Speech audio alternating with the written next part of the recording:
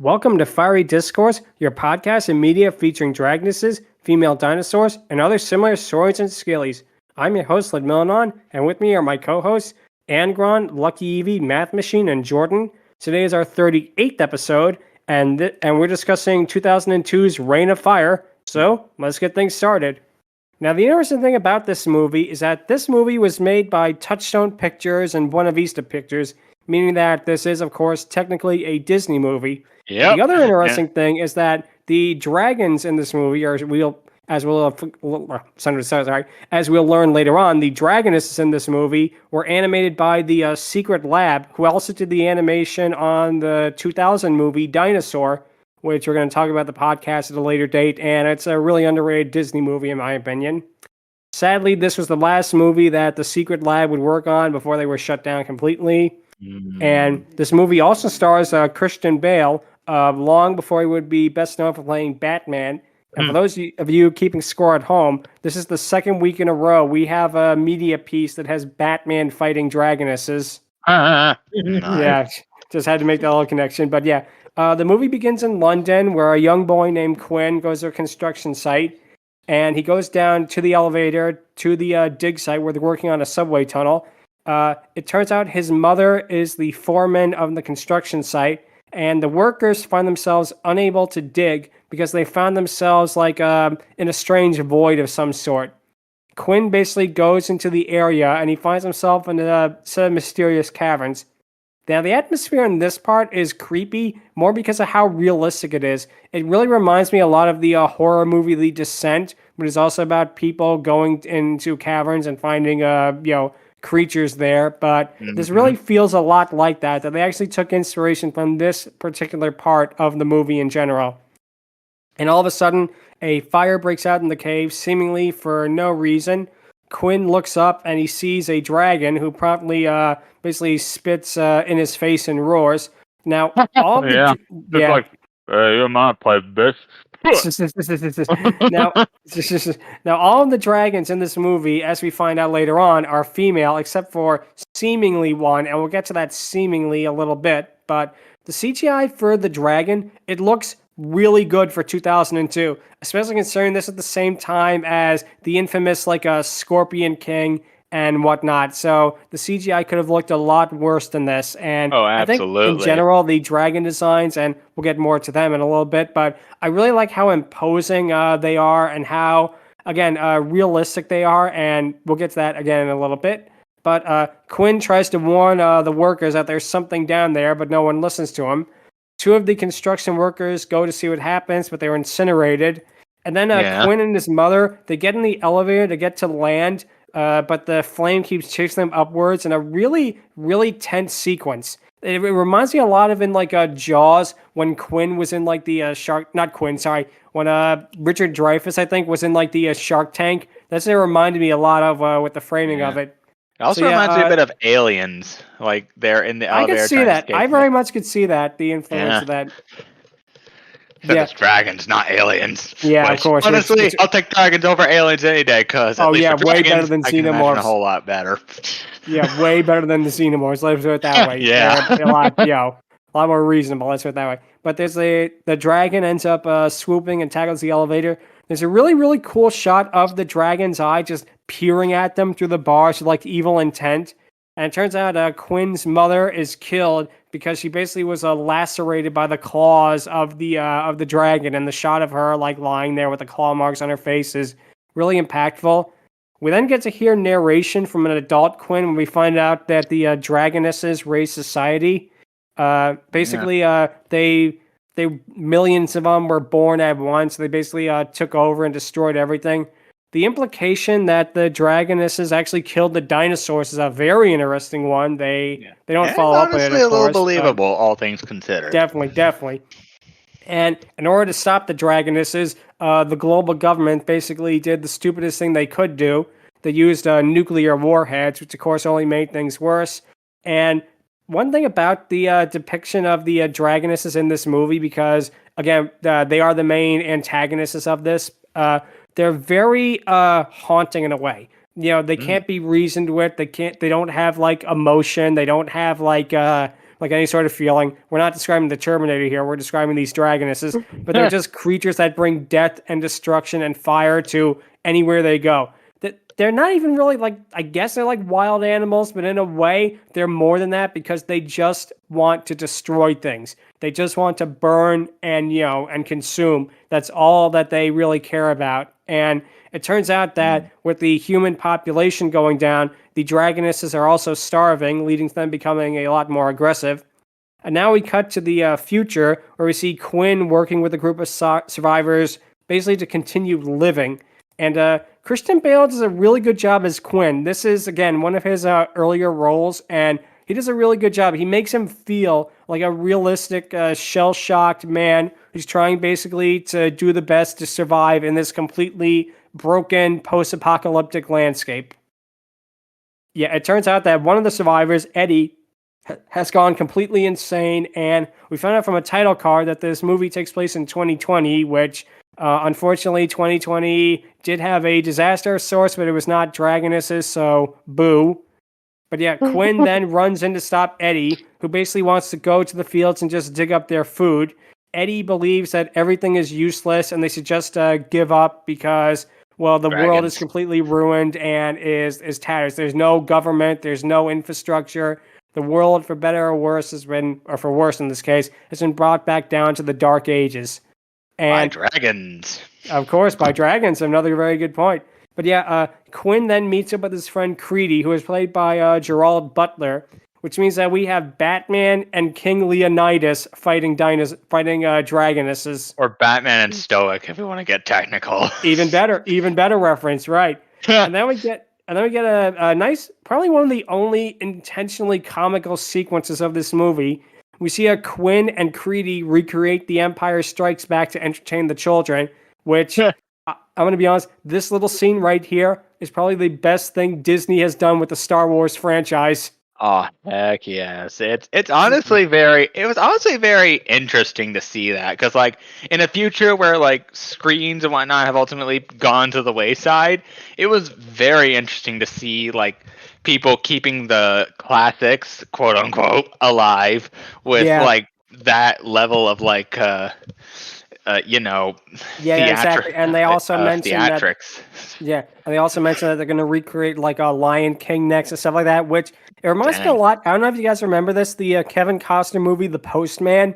It kind of had something similar with him being like a wanderer who basically does like a Shakespearean plays all by himself before the main plot happens. The movie kind of goes off a cliff from there, but that part was pretty interesting. But one thing that is also interesting about this sequence is just the way the children act is just really heartbreaking. This is the only world that they've ever known. They have to live in constant fear. Their prayer at night is basically like, we all, must always watch the sky, always sleep with one eye open. It's like, you really feel that the world is completely devastated. I feel like this in particular is a more impactful, like a post-apocalyptic thing. I'm going to be honest, than something like Mad Max. At least Mad Max doesn't really like dwell on it. At least the first few ones. Fury Road did, but that's different. But I feel like this, you actually feel like you get the impact of like the world is ruined. Like there is no hope. There is nothing to look forward to. There's not even going to be like, another civilization like Planet of the Apes or anything, because it's over. It's done. And we're done, man. Game over, man. If only he was in this movie. Bill Paxton makes anything better. But yeah, Eddie and his group basically sneak off to get the crops while Quinn is asleep. Quinn is woken up, who warns him about the dragon breath, but Quinn shrugs it off and goes back to sleep. Eddie's group then makes it to the crops, and they start to like pick tomatoes and whatnot before they notice that the dragonesses are arriving. And the build-up to the attack is really good, because when they realize that it's coming, everybody just instantly gets out of bed. They instantly like scramble to try to deal with it the best they could. And there's actually a really good cinematic shot in this where we get to see the dragoness is in the background while they're busy like, picking the crops. You can actually see the dragoness flying by the mountain and that. And it looks really, really good. And it's very foreboding as well. And then we get to see the dragoness actually attack for the first time. And she kills several of Eddie's fellow survivors. And one thing I also like about this movie, how they did the roars of the dragonesses. they sound almost like demonic and whatnot. It makes them sound way creepier. It's not just like, for example, something like using like a lion's roar or something like that, or even like in Jurassic Park. The way they distorted it in just a certain way, it makes them sound almost like demonic. But yeah, Quinn, Creedy, and the others, they basically save Eddie and the survivors, but they lose a lot of their crops, which means that hard times are ahead.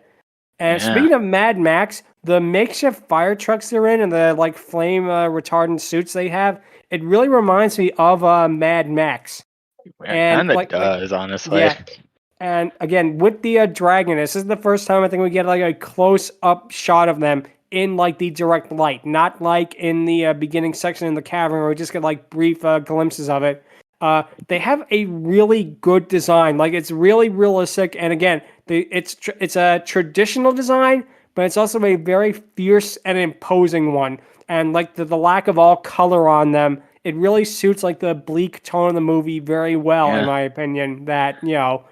That these aren't dragons that you can even like talk to like Smaug or something. They just want you dead, and they want to like eat your ashes and that. So then the Dragoness then destroys one of the fire trucks as the other two are forced to retreat in a really neat action sequence. Again, like I said, this movie, when it does things right, it really does things right. And this is one of the times of this movie where I feel it really worked out for the best, that the fire trucks are trying to basically desperately get away. And it turns out that the Dragonesses, they don't care about the humans at all. It just wants like the ash of the field to rest in that. And that the humans are basically in their way, which brings a really different tone to the movie altogether. That they don't want they're not deliberately trying to exterminate all humans. They're just in the way. It's like they're just like an annoyance at best. Which it's like God. It's like It's like the MonsterVerse Godzilla, basically. Like he's not doing anything intentionally bad. They're just there. Exactly. Yeah, and we find out that Quinn and Creedy have a quiet conversation while drinking like the last of the liquor and that. Quinn really feels for Eddie, and it turns out that Eddie has lost his son in the Dragoness' attack, which explains a lot about why he feels there is no hope. And then Quinn almost gives into despair as well. There's no way they can go on, especially with like the loss of crops and that. And again, there's no infrastructure, there's no government, there's no like any technology or anything like that. Humanity, again, it really is like a bleak movie. I guess the best way I could describe it is kind of like the movie The Day After, but with dragons in a way. It really does feel like that at times. Like this is the end of civilization as we know it. Don't really know what that movie is, but it's a movie about like it's basically a movie about the end of the world through nukes, basically. But I do like again the newspaper montage. It's a really clever way on how to get exposition on how the world became the way it is now, with like little fleeting sound bites of news reports as well, saying that how the dragons basically came and they took over and that, and how Quinn was the only survivor of the very first dragon attack, let's say. And even like in the clip, you see him like as a normal kid, then you see him like burnt up, and it's like, ooh, God. You really get a feel as like what these creatures have done to the world as a whole. But then we get something very interesting. The survivor that's in charge of the radio mentions that he has heard a broadcast for the first time in like ages, and it's to the point where the others basically make fun of him for it, like for actually hearing things. But it turns out it's a group of tanks are arriving to the area. And the survivors have no idea what to do. They're planning for an attack, but you can tell right away they are very clearly outgunned and outnumbered by these tanks. And we get a really good line again from Creedy in this. There's only one thing worse than a dragon: Americans, which is a good joke. And we find out that the tanks are led by a group of American soldiers led by Van Zan, not Van Damme, although that would have been a very interesting movie. I keep hearing it every time I hear his name. He could have done the splits between two tanks.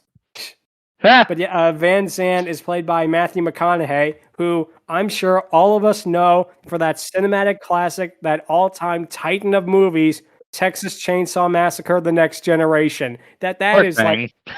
Or Sing. Yeah, those I think are the two movies that if you say the words Matthew McConaughey, those are the two movies that come to mind. Yeah, the two good movies, anyways. it's- I don't know about his Yeah. other movies. I've seen Dark Tower. I liked it, but I don't Yeah. know about the rest. Anyways, Yeah. Texas Chainsaw Massacre. But Here we go. yeah, Also dancing anyway, confused. that's all right. It's all good. It's all good. But yeah, Van Zandt demands to find out who's in charge, which leads Quinn to talk to him. It turns out that Van Zandt was part of a National Guard and that Quinn doesn't believe any of his stories. He thinks they're just there to try and take resources, which Van Zandt then reveals that he actually managed to kill one of the dragonesses and he has its tooth as like a souvenir. And it turns out the dragonesses have a very interesting weakness.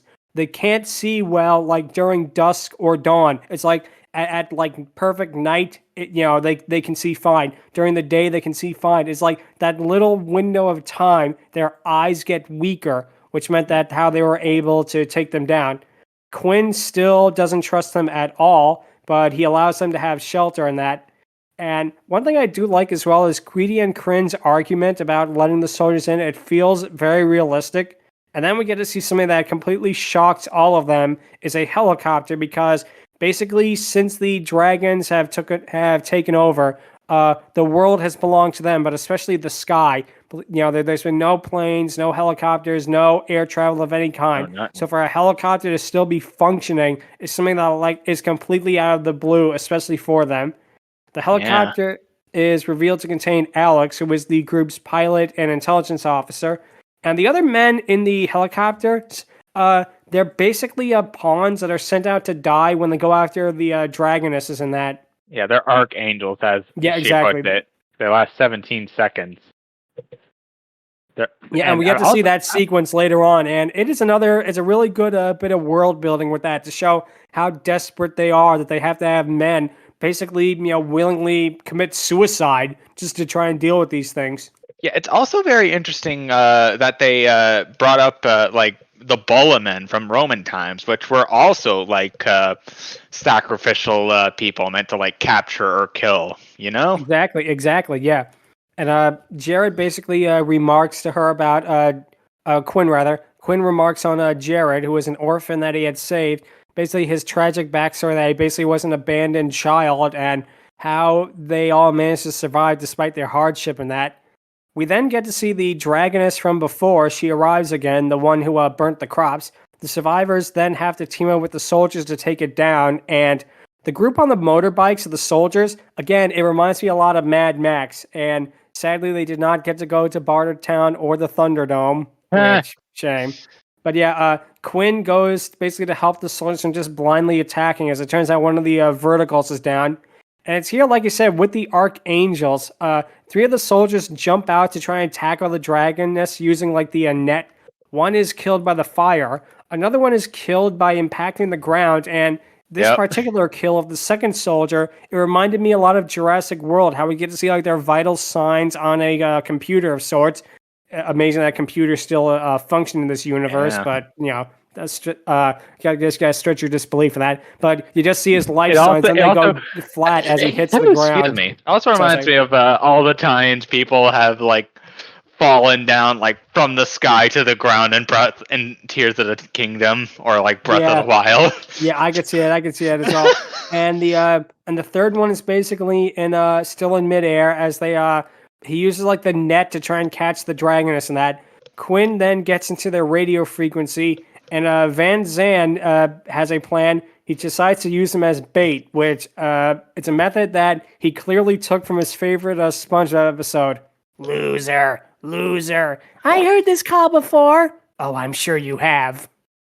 Oh, boy. Yeah, but Van Zandt is about to fire directly on the dragoness, but she burns down the tower, and it's here like they do a neat fake out. You think he's dead in that, but he manages to still have hit the dragoness, and it kills her, which Quinn is completely floored about because these things have ruled the world for like the past 20 years or so, and there has been like no way that these creatures could ever be destroyed or defeated, and to see one actually die in front of him completely, floors him. Yeah. We then get to see the survivors partying as, again, they finally managed to kill a dragoness after all this time of them basically ransacking, their world in that. And Van Zandt and his men arrive into the castle and they're greeted by cheers.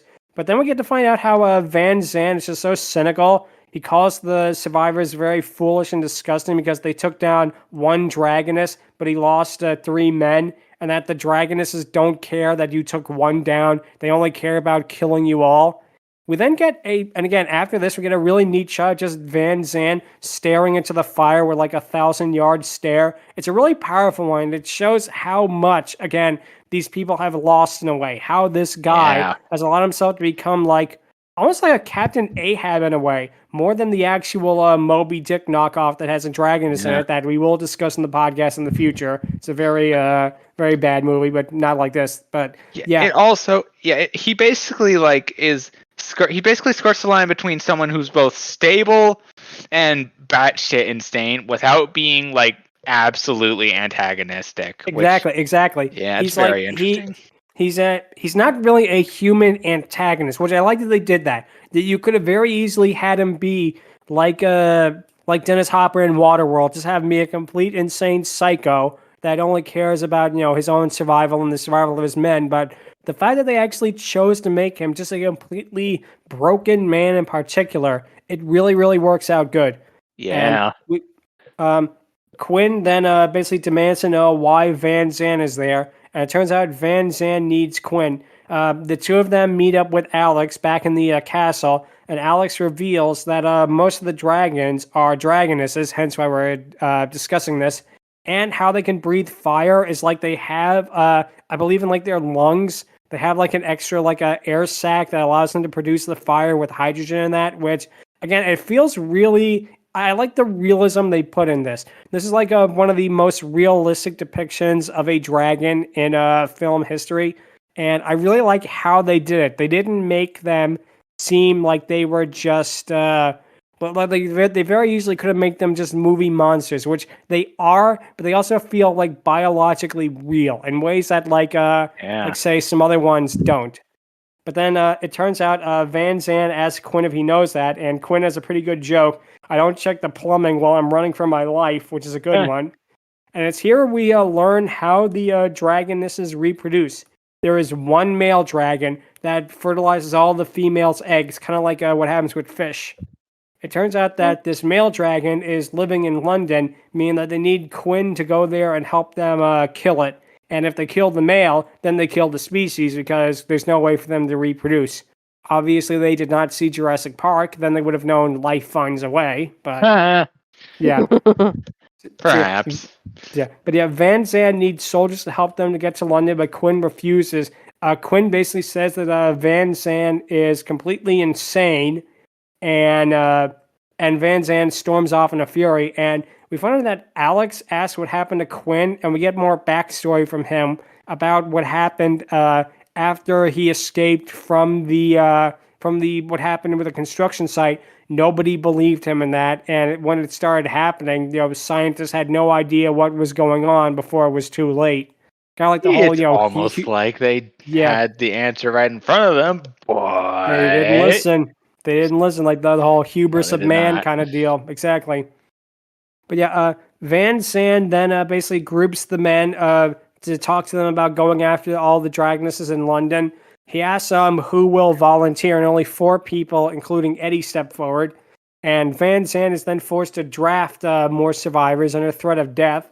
And then we get to see something that, another part of the movie that I really like, and again, about its realism, is Quinn gets in a fight with Van Zandt, and the fight between them is one of the most realistic, fights I have seen in a movie. There's no action music. There's no Foley sound effects when their hits connect. It's just two completely desperate men in a completely broken world just beating the hell out of each other. They're just fighting each other on the ground, tackling each other. Everyone's watching them, but nobody knows basically what to do with this. They're just two men that are trying to survive in this completely broken, shattered world. And it really does work.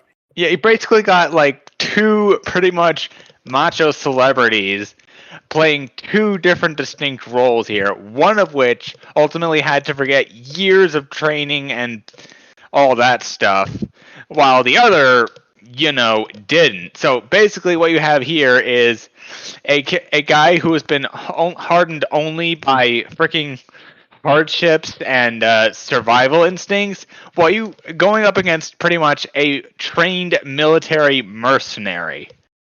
So I think the clear winner was set in stone from the beginning. Exactly, yeah. And of Just course, saying. Alex basically comforts Quinn on his loss, and she gives him iodine to deal with the cuts he got basically from wrestling with Van Zan. And Quinn heals his wounds, and another really sequence that shows how bad he got cut up with him. And Van Zan, basically Jared, the orphan, the one that Quinn saved, he wants to go off with Van Zan, the soldiers. Quinn wants Jared to take over for the survivors while he's gone. He wants him basically to be the next leader when he's gone in that. We then get to see Van Zan and his men leave for London while Quinn stays behind. And then it just shows that Jared also stays behind and apologizes for being so brash, which, I don't know, it feels like that was a subplot that was meant to go somewhere, and they didn't do anything with it. It's kind of like in the Tom Cruise War of the Worlds, where the son goes off to fight with the military, and then he just shows up alive at the end with no explanation. It kind of feels like that. Yeah. Also, welcome, Stryker. Oh yeah. Hey there, Stryker. Welcome. Welcome to this episode. Yeah. So Quinn then finds a dead dragoness, and one thing that's really interesting, he finds like a dragoness egg, basically having gestated inside of her, and he pulls it out, and he just stares at it in like complete awe in that.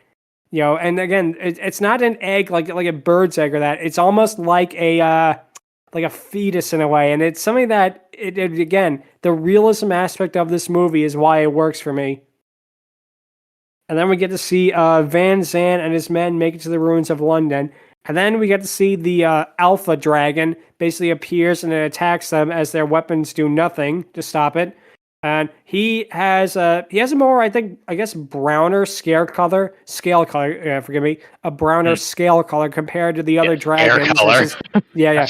Scale color. Who they're more like blues and blacks and that, and he is more like a brown reddish, which suits him well, I guess, because how he is imposing. He is like the final boss, let's say, of all of the dragons that exist.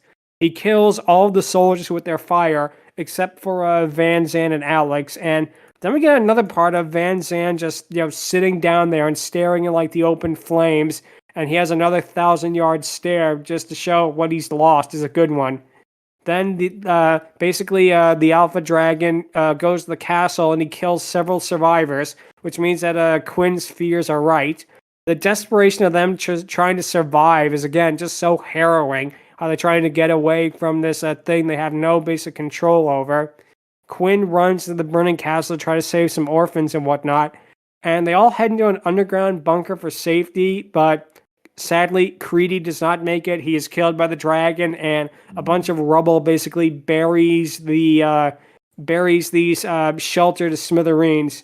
So they're all stuck there, and Quinn, realizing things are hopeless, he leads the children in the prayer, which is, of course, keep one eye open to the sky and whatnot to try and comfort them.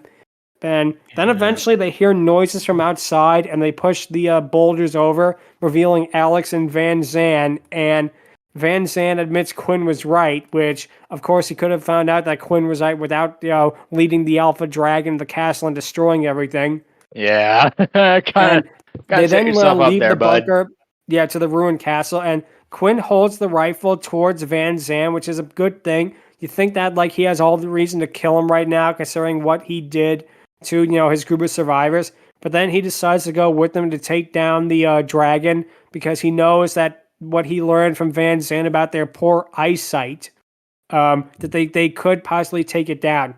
And Quinn makes Jared the official leader of the survivors, and the three of them fly their way to London in the helicopter. And one thing I do like that's interesting is when they get to London, they find hundreds of thousands of dragonesses there. And you think at first, oh God, how are they going to get through all of these? And then the Alpha Dragon arrives, and all of the dragonesses flee. And the Alpha Dragon actually goes so far as to devour them, which shows how desperate the dragons are as well, the dragonesses, because they have no other food source, basically. And all of the female dragons are now completely gone, which means in one way it's kind of a cop out because it's like, yeah, they probably had to get rid of all of them because they couldn't take on, so many of them at once. There's only 3 of them. But also at the same time, it also makes it more intense knowing that they have to beat the alpha dragon, which is like the strongest and allegedly smartest one of them all. And the 3 of them basically split up and bait the alpha dragon into attacking. They then end up going to the same place where it all began, back into London. the original tunnel where Quinn first encountered the dragon. And it's here you kind of get like his PTSD, where you see how just haunted he is by it when he's even down there. He remembers what happened with his mother and with the dragon peering at him, and he's just like so frightened in that. Van Zandt then mentions they can finally turn the tables on him, and their plan is they're going to try and fire crossbow bolts to get the alpha dragon basically to explode. The alpha dragon then uses its fire breath early, which detonates one of the bolts. And here's where we get one of the simultaneously silliest and most badass moments in the film, because Van Zandt, defiant to the end, tries to tackle the alpha dragon with an axe. He's on like a ledge. He does like a slow run with the axe. He jumps up, and he's eaten by it almost instantly. Which it's honestly it's like an anticlimax in a way, Honestly, it's how Van Damme probably would have wanted to go out, leaping off a building and into the eyes. Yeah, of yeah, and the way it's done Dragoness. too with the slow mo only really makes it a lot better. And one thing that is interesting is when we get to see the dragon's vision, it's actually all distorted and warped because of the time of day it is. It actually can't see well, and we get to see from its eyes basically how it looks. The alpha dragon then corners Quinn, who then fires the crossbow down its throat as it explodes, which of course kills the alpha dragon. And it turns out that Van Zandt was right, because the survivors are all now around a radio tower, and they're trying to get another group of survivors in France who are contacting them. It turns out that Jared is now the official leader of the survivors, and the dragonesses haven't been seen in 3 months, but it's revealed that there's others elsewhere in the world, so obviously what they're going to do is Quinn and Alex are going to go off and take care of them too. We finally, for the first time in the movie, get to see Quinn relatively optimistic about the future in that. And the movie ends with Quinn and Alex walking off into the distance, and we're sure to probably have many more adventures, finding the dragons and trying to save humanity. Sadly, the movie was both a box office flop and a critical failure, meaning that sequels were completely unlikely. And despite that, I still enjoy this movie for what it is. It definitely is. It's a very good movie. It's a very unique one, especially for, if you're a fan of dragonesses or just, the Scalies in general. I recommend it. Yes. And one thing that's interesting is this movie had a bit of a curious legacy in that the set of this movie, the London set, was a part of the backlot tour of Disney Studios at Disneyland Paris for a long time. I actually was there, and that's actually where I first learned about this movie, was from there. They showed the set of London, and I didn't see the movie for years later until it was on TV, and I saw it and I liked it. And yeah, I still like it. It's a good one. It's definitely a different kind of post-apocalyptic movie than you would expect, and it really does work out for the best in that case. So yeah, now it is time for the question of the week, which is, what is the most realistic depiction of dragons that you have seen? And I'm going to go first, and my answer is going to be both probably obvious and not so obvious. It is Smaug from The Hobbit, specifically The Hobbit, the translation of Smaug, the Peter Jackson movie. I know on one hand, realistic, and then we have a talking dragon in that. But I feel like in terms of, number one, getting the nature of Smaug from the book, they got it down absolutely perfectly. Like the way he acts, that bit of smug satisfaction, the greed, the wickedness, just the sheer, might of him, with the way he talks, with Benedict Cumberbatch doing a really phenomenal performance as it, especially considering he not only voiced Smaug, he did the motion capture as well, which is absolutely amazing. Mm-hmm. Yes, and number two awesome. is the animation on Smaug. I mean, just the fact that you can see gold pieces slowly fall off his scales and that. You actually can see his chest move up and down and breathe. And you can actually see how he reacts to things. how he instantly knows that Bilbo is lying about, why he came there, why he wants the Arkenstone, how he's tempted to give it to Bilbo just because he wants to see the satisfaction of Thorin going insane like his grandfather did, just to, basically twist the knife in deeper. And the part Basically when he playing attacked, devil's advocate. I can get that. Mhm. yeah. And, he just wants to twist the knife further. And he goes and attacks Lake Town despite the fact that they did nothing just to cause more pain and destruction, just to put a point on it why he does the things he does. It's just for, Because he pain can. and suffering, because he can. Exactly. It's because he can. And even the part with where he sees the gold statue of the dwarf king, and he's briefly almost hypnotized by its beauty is another one. And yeah, overall, I feel like, Smaug is definitely the most realistic depiction of a dragon in film, especially with live action. And I think it is a absolute shame that movie did not win Best Visual Effects, because it really is something else. So yeah, what's yours, Angron? Okay, so before I actively say that, I'm gonna admit something a little embarrassing. So when I heard natural dragons, my brain immediately was like, okay, what does that exactly mean? Then I hear you explain it a little more, talking about ancient dragons, raw, destructive forces of nature, that sort of thing. And my mind did go to Godzilla a few times. I was tempted for that. But then I hear Smaug, and I'm like, ooh, that's a good thing. But if we're talking natural, as in raw, bestial dragons, forces of nature, wild animals, as it were, I'm sorry, you can't get any more bestial and more draconic than Monster Hunter. I mean, come on. You're basically facing real-life monsters that at any moment could come in and legit wreck your shit. And that's just Tuesday.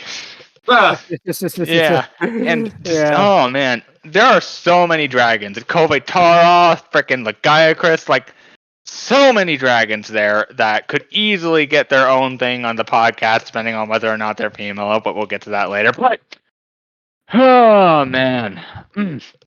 But yeah, I'm definitely gonna have to go Monster Hunter, because it's basically just the raw essence of what an animalistic, wild, natural dragon would be.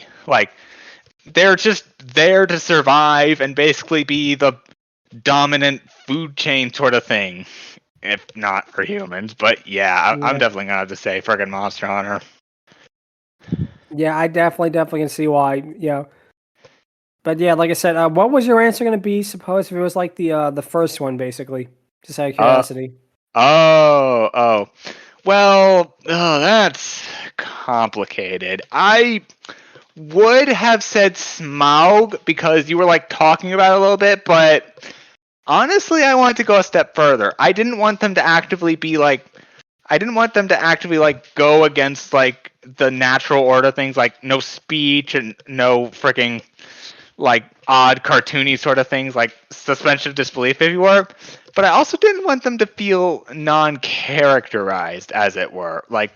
For the most part, the monsters of Monster Hunter ultimately have a lot of character. The dragons of Monster Hunter do in fact have character. I mean, in fact, honestly, out of all the dragons in that series, it has to be Fatalis. He is the definite dragon boss that 100% is basically the most realistic depiction of a dragon, hands down. And here's the interesting thing about Fatalis, actually. He basically takes a page out of the freaking Monster Hunter textbook, and all the armor, all the metal stuff that humans make, he kills them and takes the armor and adds it to himself. No joke. Ooh. Yeah, he is smart enough. He basically has Jurassic Park raptor intelligence on that sort of thing, which blew my mind, honestly. And I have not, I repeat, not played a single Monster Hunter game, period, but that right there, hooked. Anyway, that's my answer, Fatalis from Hey, Monster no, Hunter. that's all good. Yep, that's all good. So, Stryker, Stryker, what would you have to say? I have not seen many Natural. realistic depictions of dragons Me before. neither. I would have to say Skyrim actually. Oh. Who from Skyrim? Alduin? Just the series in general, the entire game in general, actually. 'Cause, Oh, yeah. I haven't really played much of Skyrim, but I do know that the dragons in that game felt natural to me. Yeah, I kind of did for the most part. I mean, save for Parthenax and Alduin, everything felt pretty natural. Yeah, that's pretty much all I have to say. Hey, no, it's all good. It's all good. Yeah, it's Really all make good. it- I know Yeah, you no like problem. came in a little late, but it's okay. You're all It's all good. good. It's all good. Yep. So, Math, what would you have to say? All right, I'm going to pull from Math's bag of obscure animated movies. Oh dear. Oh, okay. Has anyone ever seen, and if you have, you'll know why, Flight of Dragons? Yep. I think That sounds so. familiar. I've If that was never- the Rankin Bass one, I think I've seen that. It's the Rankin Bass movie. Oh, Yeah, yeah. I've seen it, I've seen I know what that, you're yeah. talking Oh, about, that- and I think I know who you Wait. mean. I think I know Yeah. that one. The reason I'm using that one as my reference is because they do this pretty interesting thing that you don't really see in movies. It is a medieval fantasy style sword and sorcery movie that they have someone from the present 1980 for this purpose and bring them back to that era, and they are scientifically explaining, or at least technobabble explaining, everything. So they go into extreme detail about how dragons work. Dang. And that is the most Mhm. realistic I've ever seen anybody try to science a dragon. And it's done by the late great John Ritter of all people. So that just adds to it. Ooh, Yeah. that's awesome. It's like it honestly sounds like Jurassic Park, except medieval and magical. But yeah. It kind of is. And it's also got James Earl Jones as a villain that cackles every 5 words. So it's Nice. Yeah, This is yeah. easily Rankin Bass's like best or second best movie behind Last Unicorn. It's really good watch. Oh god, Last Unicorn. Oh man, that was one of my childhood movies, hands down. It was wild. Mhm. Heartbreaking. Real good. Yep. But yeah, I know about the dragon movie. I keep forgetting the name. Flight of Yeah, yeah, Dragons. the Flight of Dragons, I honestly yeah. want to see Flight of that now. Dragons. Like I saw it years ago. Wow. I need to see that movie. Like I enjoyed The Last Unicorn, so I might enjoy that movie since I'm a It huge is like absolutely worth a Dragon watch Boy. for anyone that likes dragons and wants to see how they try and technobabble how dragons could have existed. Yeah, yeah. it definitely sounds like it would. Yeah, definitely. That is a great choice right there. Wow, that is a really good callback right there. Yes. So yeah. So Jordan, what would you have to say? Is your favorite thing? Mine, since you brought up this was based on the Disney in Paris, and I'm a Disney nerd. Oh. Oh, go I'm ahead. gonna have to go for Maleficent because the way how she turned into a dragon is just phenomenally done. Oh But dang. realistically, of how this movie is based off a dragon, like how they made him look real, I'm gonna have to say Draco from Dragonheart. Ooh, good Oh. one. That's interesting. I mean, I could have gone for Smog again, but I'm a classic girl. I like how in the Rankin Bass, The Hobbit, they made Smog the way the dragon's eye like. Big, their wings are on their back, they're on 4 legs. That's what I like. And when I saw how they did it with the the new one for The Hobbit, I'm like, I love your character. I love how you brought it out, but you look more like a wyvern than a dragon to me. But Yeah. I Actually, like okay, how they devil's bring advocate him on out. Yeah, devil's advocate on that. Believe it or not, wyverns are the most biologically accurate dragons, period. Like, no joke. Yeah. I saw a video about this, and Smaug, hands down, is the most biologically accurate of dragons. Yes, definitely. And again, I still say how I love how they brought Smog out and about like this. I love it, and I love how the characteristic. But for me, I prefer dragons that are on 4 legs and their wings are on their backs. Oh, That same definition here. for me is a Western dragon to dragons for the me. win. Hell yeah. Yes. Yes. And for Monster Hunters, same thing. I agree. There is a black dragon that I have fought in the Monster Hunter game franchise, maybe lost a couple times. But my favorite dragon would be the Rathalos. Hands down for that. But again, the Nice. realistic dragon, for my appearance, is Draco from Dragonheart. Oh yeah. Fun fact, Rathalos is also a boss in Smash Bros. So more power to that yeah, too. right. I forgot about that. He was a really good boss in that one too. Oh yeah, I like was. He was like a pretty that difficult one. boss. He was a little annoying to battle. Yeah, he but was. Yeah. But I feel like him and Dracula were my two favorite bosses. Believe it or not, Mm. that they were. I do like how again they pull from stuff like that. Yeah, it's pretty cool. Yep. So, LuckyEevee, what would you have to say? I'm not sure, honestly. Oh. Any idea, like, of one that you like a lot, or? Not really. Maybe Eternatus? He's a You cannot tell me that thing looks realistic about at any point. It's a little skeleton. I mean, Yeah. Draco Lich, but fair enough. But okay. It's really just a lich dragon, perhaps Salamence? I guess. Yeah, Salamence definitely is the most realistic. Think of the dragon Pokemon in general. Fair enough. Yeah, and I love also the its Mega dragon Evolution types. does him a lot of favors for the most part. That too. Yeah.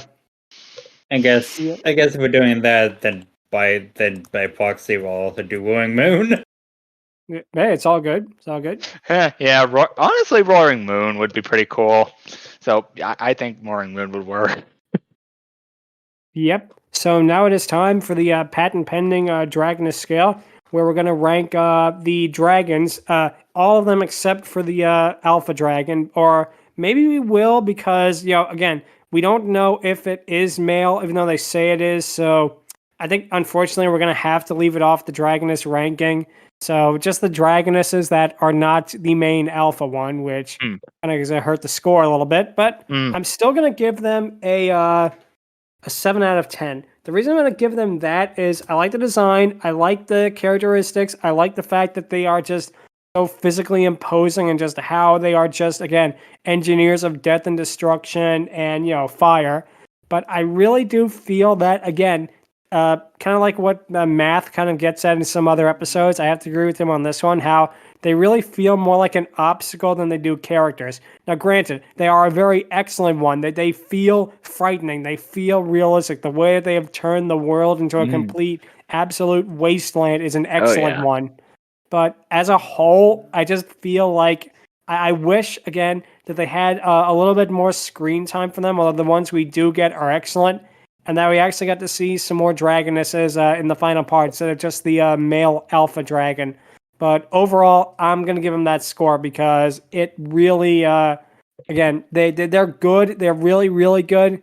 But they just need someone to squeak over to a little higher score. You know what I'm saying? If they maybe had like more of them, like, or if we learned how Dragoness society, if they have a society, even works, would have been interesting. They needed more information, honestly. Exactly. Like how do they live? Like where do they live? And stuff like that.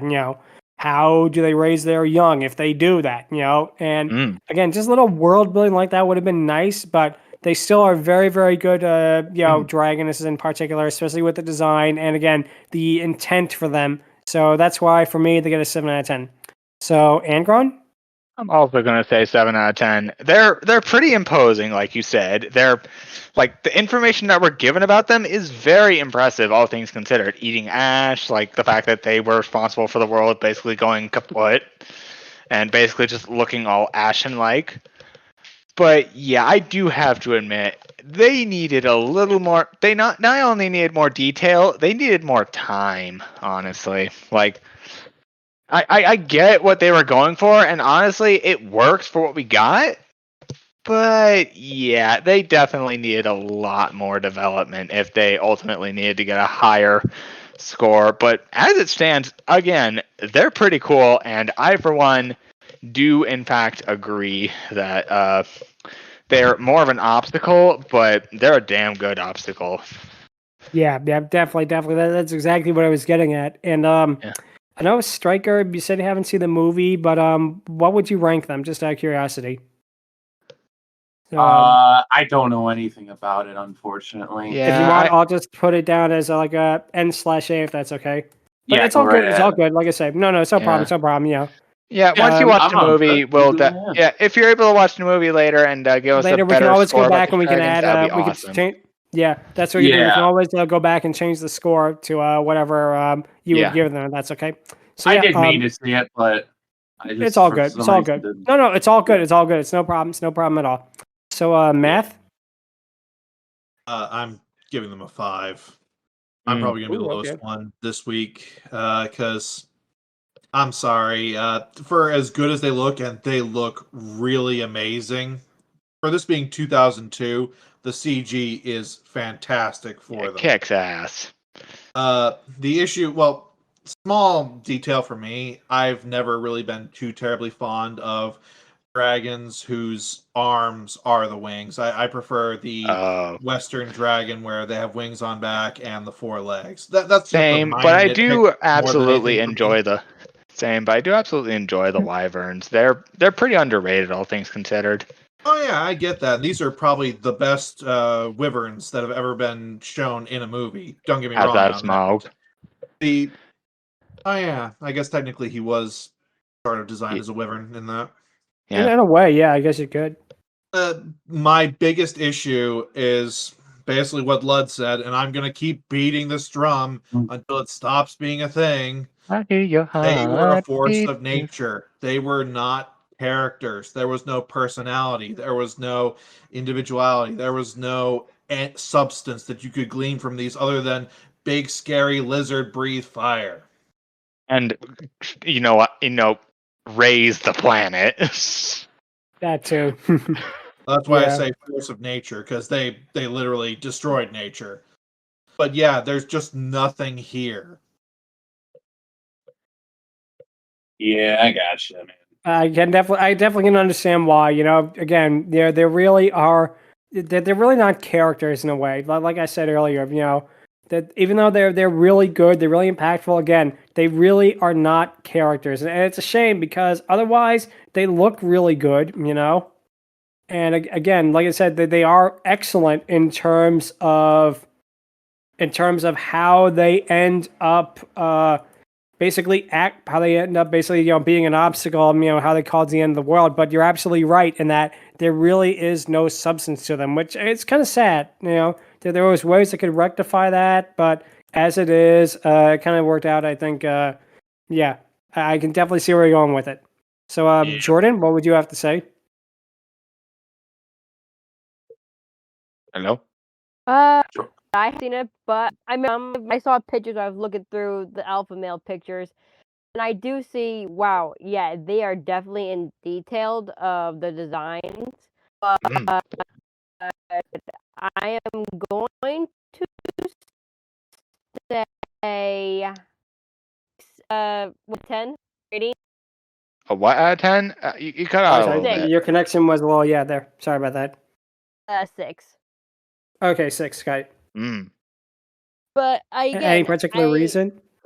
The reason is I wish they had more, like, I guess interaction, or like how you all have all been agreeing that they would have done more with them.